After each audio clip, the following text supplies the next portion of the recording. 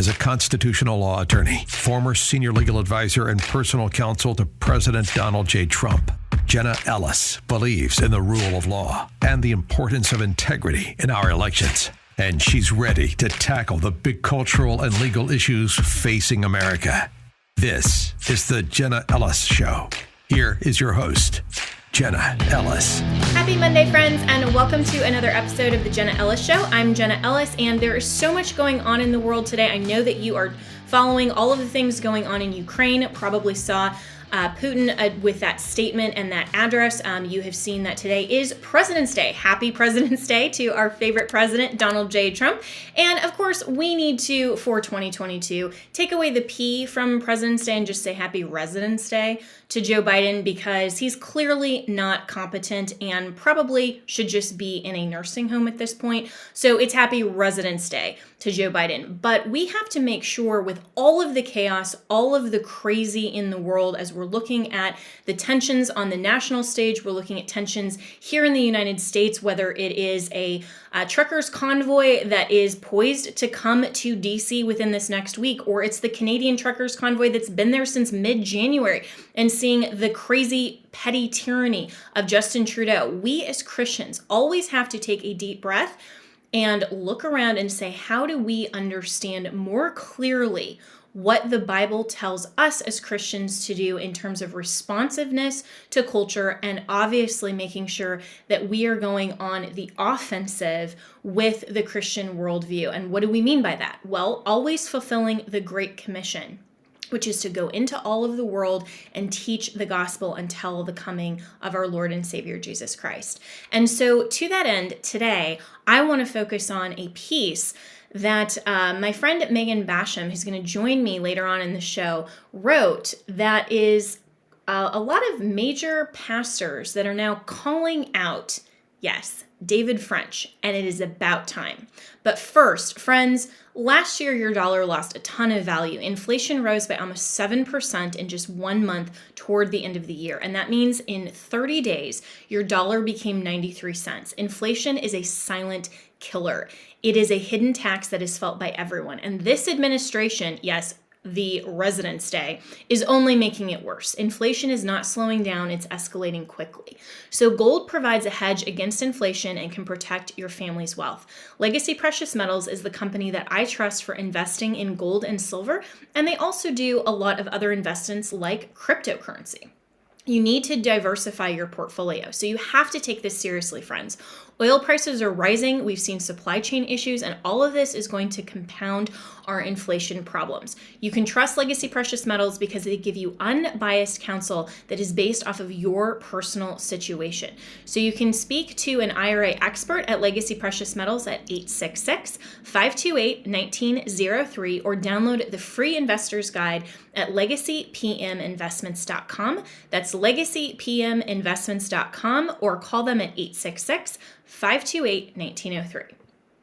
All right, so this piece in Daily Wire is titled, Major Pastors Rebuke David French Over His Repeated Criticism of Churches and quote-unquote white evangelicals. That headline alone should tell you where we're going. But first, just a little bit of background. So I actually know David French. He has been, up until a few years ago, a personal friend of mine. We are both allied attorneys with the Alliance Defending Freedom. He's done a lot of great work in the First Amendment religious freedom area, and was lauded for quite a while, actually, as one of the main voices for the evangelical community. And I even remember when I was a professor at Colorado Christian University, he came and was speaking, and I was so excited to actually meet him because I had followed all of his work at the National Review, and he was really the one main lawyer there that would write pieces that were so well done. And so he has had a reputation for being someone who you need to follow. And like a lot of the other voices at National Review, and again, full disclosure, I wrote for the National Review. Jack Fowler, who just recently retired from National Review, which was actually really sad for me, gave me my first opportunity to write for NRO, which, to me was, this is a publication that has really been a beacon of conservatism based on its history. The same way that Breitbart and Andrew Breitbart's legacy, these are kind of these historically grounded, rooted elements of the conservative movement in recent American history. Recent meaning, like 1950s and beyond, right? So maybe for the past like 80, 90 years. And as we come to our moment in conservative history, we can't just look at where people are at today and discount why they're at the place that they are today and why the history and the legacy matters. Because a lot of people would say, well, why are you spending a whole podcast episode talking about David French? Well, it's really important because the conservative movement used to benefit really greatly from David French's analysis. And I think he's actually a brilliant lawyer. When I used to do a radio show out of Denver, Colorado, my hometown area, he was the first guest that I had on, and I wanted him to come on, and I was so honored specifically because we talked about religious liberty and how religious liberty is meant for everyone, and the biblical worldview requires that. Religious freedom requires that the government cannot compel you or me to participate in a specific religion. That's the entire point of religious liberty, is that we get to decide for ourselves what we believe about the truth of God. And if the government or any state government has compulsory church attendance laws, which this was the whole hallmark of freedom at our founding, then that would actually contravene biblical truth. And that was not something that our founders wanted when they looked at the history of their moment in time. And they looked at what had come before in the whole entire history of England and how the state and the king was so intertwined with the Catholic Church and then the Church of England.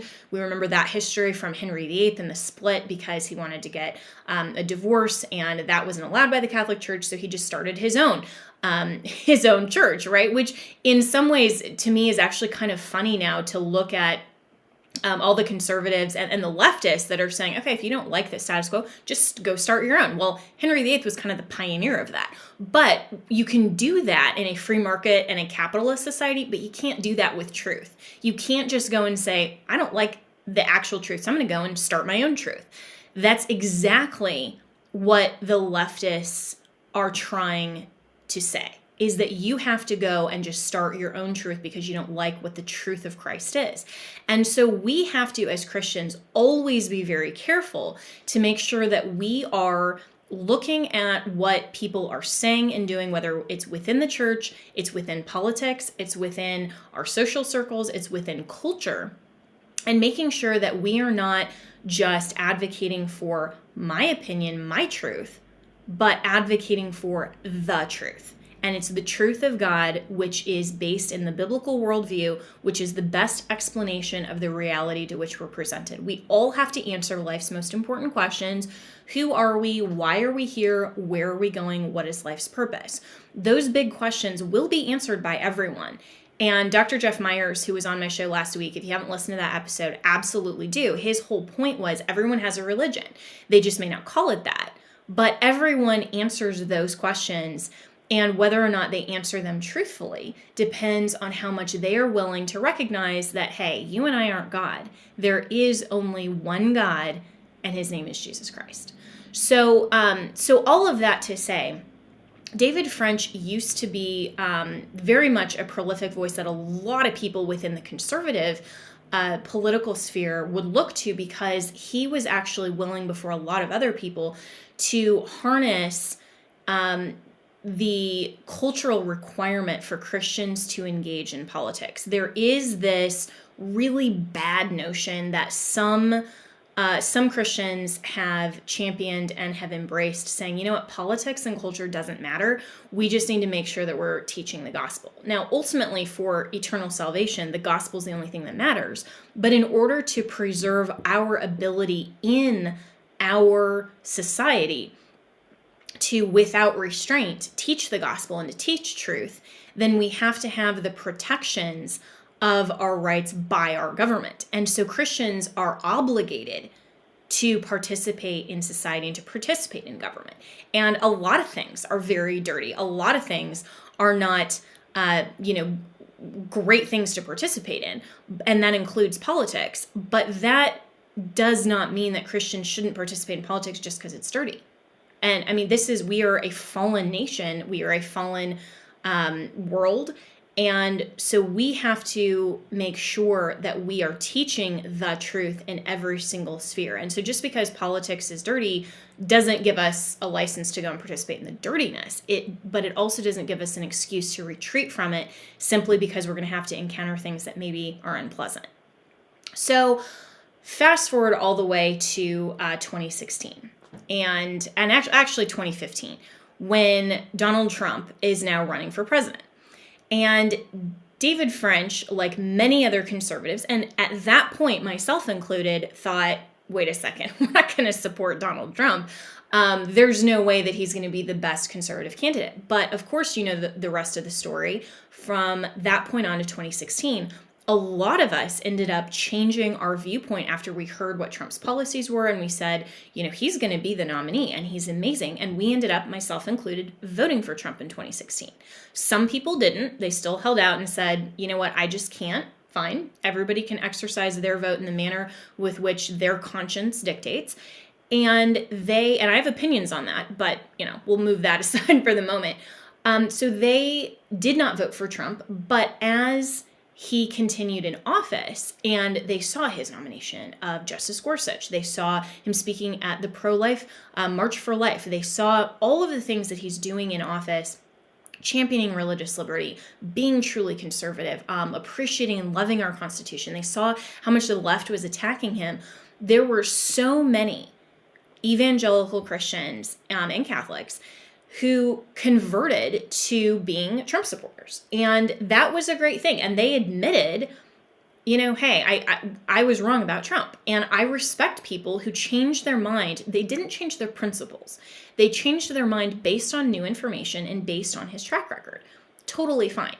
David French was not one of them. Like many other people at the National Review, if you remember that cover ahead of the 2016 election that just said, "Never Trump," that was kind of the epitome of the movement that just said, I don't care if he's the best president America has ever seen.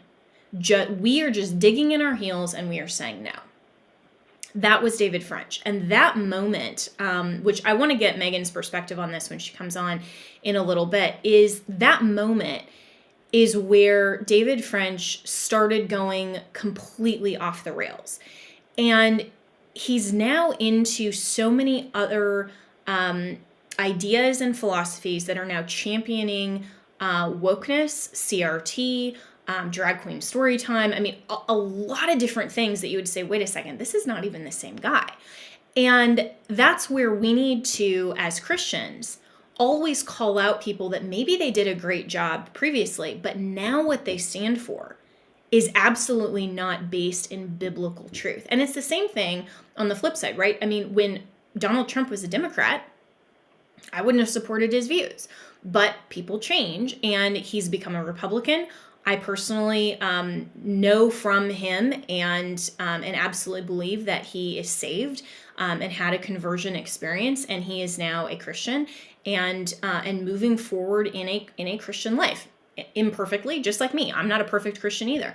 But what he's doing now compared to his history years ago is something that we as conservatives can champion because it's solidly within biblical truth. So we always have to be careful not just to go based on someone's track record and history of years ago, but what are they saying now? And don't just take what someone is saying because of who they are and the name that they've made for themselves, including Donald Trump. Including David French, including Jenna Ellis. Don't take what anyone says other than the word of Christ and the word of God. That is the only infallible truth. All of the rest of us are totally fallible. And David French, I think, is the epitome of how someone started off so well and just completely goes off the rails. So this is the piece that Megan wrote, and I want to read some of this so that you have the context for this. And I think it was very, very timely because so many people who knew David French, like me, way back when, have been hesitant to call him out because he was previously such a good advocate for our movement. But I think it's absolutely time that we say, wait a second, dude, you are completely off, you are wrong, and you need to be called out. Just like the GOP. I mean, a lot of people ask me, Jenna, why are you going against, in-house fighting, and why did you leave the GOP and all of that? Well, the GOP isn't what it once was. When you have the Pride movement, you have log cabin Republicans, you have, this political gerrymandering, you have liars, you have, like Ronna McDaniel, you have the GOP that is operating no different from the DNC, where they're actually putting out lies against candidates, Republican candidates that they don't prefer, in order to select and choose the winners in primaries. That's wrong. That is no different from the Democrats who think that they can just pick their winners because they can control them. What makes the GOP then any different from the DNC? We need to call that out. We always have to be solely and only advocates for truth. So, Megan's piece, major pastors rebuke David French over his repeated criticism of churches and white evangelicals. So she starts, and she's a reporter, by the way, so this isn't commentary. So she says, for years, decades even, political pundit David French has been a well-respected and frequently cited voice in Protestant circles, often held forward as the representative of evangelicalism on cable news and in major media outlets. This was especially true when he was on staff at the conservative journal The National Review, like what I said. Recently, though, his criticism of fellow believers over their support of Donald Trump, skepticism of government COVID-19 policies, and rejection of racial ideologies derived from critical race theory has more and more well-known pastors cautioning that French's writing lacks discernment and Christian charity. In dozens of essays over the last 2 years, French has roundly decried what he views as the sins of white evangelicals. While some of his writing has appeared in large mainstream publications like The Atlantic and Time magazine, most of his criticism is delivered in his quote-unquote Sunday essays, which is a weekly op-ed that French publishes via The Dispatch on the day that Christians set aside for worship and fellowshipping as local church communities. The tendency of the articles to spark dissension and arguments between Christians on what is known as the Lord's Day has become something of a running joke on social media. As Pastor Stephen Wedgeworth, a columnist for the evangelical outlet World Magazine, quipped, quote, "The fourth commandment to remember the Sabbath day and keep it holy was given in part to spare you from bad Sunday columns," unquote. It's easy to see why French's views of his brethren receive such a pointed reaction, given that he often charges them with COVID conspiracy mongering, racism, and being motivated by a desire to defend their white supremacist power. Promoting his most recent piece, in which he warned against a small fringe Christian group who believe the 2020 election was stolen, French asked, quote, "Where are America's most dangerous political radicals?" His answer wasn't found in Black Lives Matter, Antifa, or Islamic splinter cells. Rather, he said, they are, quote, "rallying in churches by the thousands, in city after city, in church after church," unquote. It is opining like this that led Reverend Kevin DeYoung, who has praised French in the past, to charge him with indulging in sustained white evangelical hatred. DeYoung is a well-respected Protestant figure, thanks not only to his leadership of a large Presbyterian church in Charlotte, North Carolina, but also due to a number of books he's authored and his role on the council of the popular Reformed publication, The Gospel Coalition. In an opinion addressing the frequency of French's attacks on white American Christians, in particular, DeYoung noted, French's essays have the same head-shaking "you people" vibe that prompted the deplorables to embrace Trump in the first place. It's one thing to object to an idea or a set of propositions, he said. It's another thing to object to a class of people. Even if French is right, and evangelicals should not have supported or voted for Trump, and evangelicals should not be skeptical about many of the COVID protocols, there is little sympathy for trying to understand why evangelicals might have behaved in these ways. There's no persuasion, only pique and annoyance. French did not take the rebuke well. In a fiery Twitter thread, he dismissed the pastors as not possessing any policy expertise. And you should go and read the rest of the piece, which then French attacked my good friend Eric Metaxas, who, of course, is one of the other hosts on the Salem radio network and podcast network. And I've known Eric and his wife Suzanne as, dear friends for probably 5 or 6 years. And, well before I came on to the Salem family. And for French to attack Christians simply because there are policy differentiations and because he doesn't think that there is a Christian case for Donald Trump is simply attacking people for saying, you aren't educated as well as me. You don't know as well as me. He's not biblically basing any of this. He's simply saying, I speak for the evangelical community and you are wrong.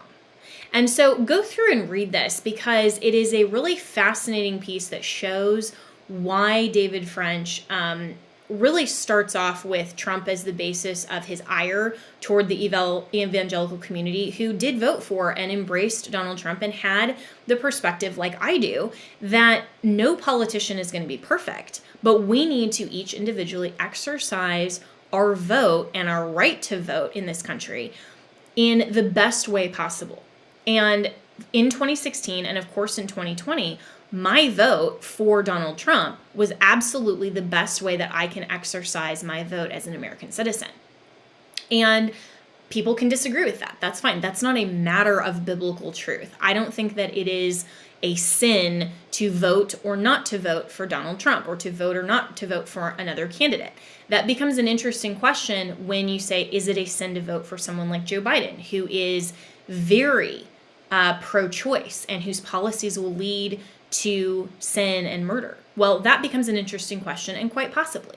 So on the flip side then, to not vote for the candidate who is protecting not just freedom and liberty and some of the policies that we would prefer, but actually biblical truth and the mandate of government, if we aren't exercising our vote actually to help stop the candidate that would do all of the evil in government and perpetuate all of that, is that a sin? That's a very valid question. And I think that based on the Bible, not just my opinion, but based on biblical truth, we have to be good stewards of everything that God has given us, including our vote.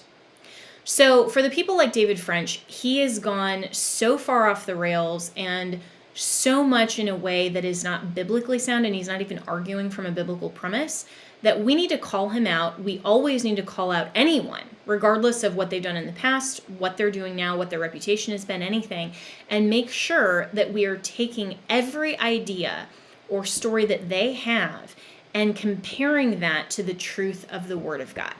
So Megan Basham is going to join me in just a moment to talk more about this article and why it's important that we call out people like David French. And joining me now is one of the newest, most prolific writers, I think, in the best edition to Daily Wire this year, Megan Basham, who wrote this incredible piece that is really, I think, timely, Megan, and needed to be said and very significant. So walk me through what led you to writing this piece and the reaction that it's gotten. Well, I started working on this piece as I've been doing a lot of reporting on the evangelical world and some of the debates within the evangelical world. Obviously, the name David French came up a lot. And part of the reason is because French is very popular as someone to cite in The Atlantic, in the New York Times, and the Washington Post. You see him sort of held out as an expert in evangelicalism, in the theological beliefs of evangelicals, and, quite frankly, the problems with the evangelicals. So I started looking around at the people who were lauding him, and those are the people that were frequently reported on in the mainstream media. What you didn't hear so much about was the criticism that David French often receives. And he writes these, speaking of prolific, very prolific Sunday essays. They come out once a week. And I just happened to notice that on social media, they always seem to cause quite a stir and quite a lot of upset. Also, a lot of people sort of thumping on them as, look, you Trump supporters, you white evangelicals, you need to be listening to David French. So it just seemed worth examining, okay, what do some other Christian intellectuals have to say about David French and his ideas? Because the perception is that he is sort of universally revered and respected. And I felt like it was probably time to offer some corrective to that perspective. Yeah, and I think it was very timely because for those who don't know the history of David French, I think that was true it probably 5 or 6 years ago, that he was one of the more prolific voices in the evangelical community and was still going on places like MSNBC and CNN and actually getting some interviews and putting out an evangelical perspective into the mainstream media. But then everything changed with Donald Trump. Like so many other voices and people, really the root of what we truly believe was outed for a lot of people amid the 2016 and then the 2020 campaign of Donald Trump. And for David French, it just seems like he could not get over the fact that Trump actually did a really great job, was pro-life, championed evangelicals, and could not, from almost this really pious perspective, admit that an imperfect person who has a lot of things in his past, like, frankly, we all do.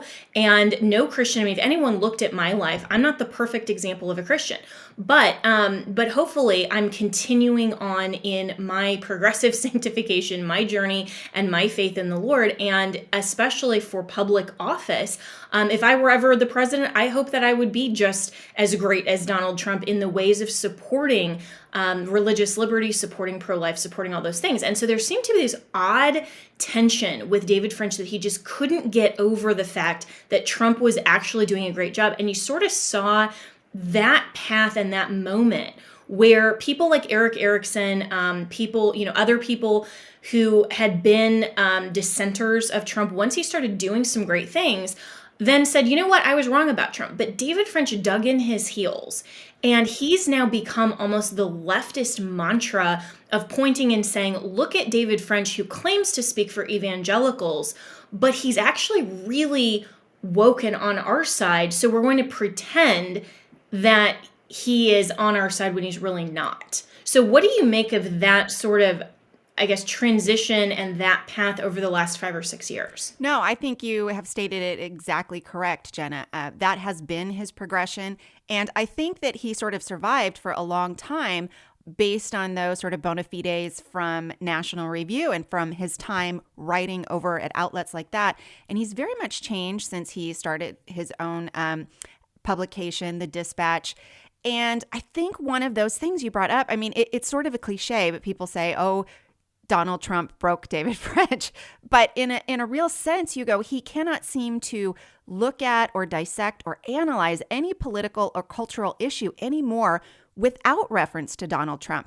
It was sort of interesting to go, here you have Donald Trump, who is someone who pushed through the vaccines, who was responsible for the very quick rollout of the vaccines, who has supported the vaccines publicly, and yet he still seems to tie resistance or a hesitation or even just a delay in getting vaccinated with Donald Trump. That was strange. Same thing with masks, same things. You just saw it with the truckers in Canada, and you went, I'm having a hard time understanding what Donald Trump has to do with the truckers in Canada. And it became this thing that he had been so lauded by the left and by these progressive intellectual publications that I think, I'm reading the tea leaves here, but maybe there is a bit of a desire to continue to receive those accolades. And so he continues punching right almost exclusively. And that was really kind of so the pastoral voices that I highlighted in this report, people like Al Mohler, people like Carl Trueman, Kevin DeYoung, really well-respected theologians and pastors and professors who said, look, politics is a messy business. Voting is often a compromised business, but you had these purity tests where if you did not align with the Frenchian, let's say, point of view, you weren't just a Christian with a different point of view. You were in sin. You were somehow lacking spiritual maturity. And I think that was the point where these pastors said, you go too far, and someone needs to speak up and say, look, this is not great for the church. This is sowing divisiveness, and it's time someone said something. Absolutely. And I think that where I've seen the Frenchieism or Frenchism or, all of these other monikers now of the David French sort of movement that began really as anti-Trump has now morphed into this more progressive era of now he's gone fully woke in a lot of ways. ways, and is saying, that now we need to, as white evangelical Christians, buy into this collective guilt mentality, and many different positions that Christians and of course the theologians that you just referenced would say are actually anti-biblical. And so it was fascinating. I was talking to a good friend, a mutual friend of ours, Ryan Helfenbein, who's been on this show. He's the director of the Standing for Freedom Center, and we have this group chat and always talk. And he made the observation that said, this is an example and a key example with David French of how someone can start out so well, but if you take just one step off of the straight and narrow path, you can, in just a few years, get really, really off. And not to say that, it was only because of Donald Trump. He said, I think that Donald Trump broke David French is kind of a tongue-in-cheek sort of thing, but that was really where it started. And if we don't, as Christians, make sure that we are always contrasting our views and making sure that we are contrasting them from anti-biblical thought, and we're making sure to keep everything, whether it's political thought or our family life or church life or anything, we have to have it rooted squarely within scriptural bounds. Otherwise, it's really easy to get off with that. And so what has been some of the other reaction, Megan, that you've seen from some of the wider evangelical community to David French? Well, I think a large thrust of this piece was how much of this stems from just an unwillingness to receive any sort of correction or to say about any of these issues, maybe I misspoke. One of the points that has really become a point of contention is what seemed to a lot of people dismissal of the issue of drag queen story hours and LGBT incursion in education in schools. And a lot of people said, wow, okay, if anything should be just a very clear-cut biblical issue, something like that should. And I find it interesting that he seemed to have an unwillingness to say, you know what, I didn't really clarify there. I may have not spoken well. And just again and again on these issues, when you have pastors who are not known for being super political, who aren't known for being fiery, who aren't known for being sort of gunslingers, saying, listen, I think it's time that you stop this. Just that unwillingness to receive correction. And we all need it, right? We all have moments where our mouths run ahead of our hearts, and where our hearts and minds should be grounded in scripture, the flesh speaks sometimes. And so I think that is part of the frustration. But just today, Carl Trueman had an excellent column out in the evangelical magazine, World Magazine, that spoke about all this, that just said part of the issue here is this unwillingness to say that someone could make different voting decisions than you and different electoral decisions than you and still be a Christian brother in good standing and not any less spiritually mature than you. So I thought that was a great piece. I recommend everyone go take a look at it because I just read it this morning. As a good counterpoint to my piece, they kind of go well together. So I did the hard reporting. Carl kind of brings a lot of philosophical context to what the argument is about. And I think it's going to be ongoing. I think there's also this point now where some pastors are going, should we stop paying attention to David French? Do we give him too much air?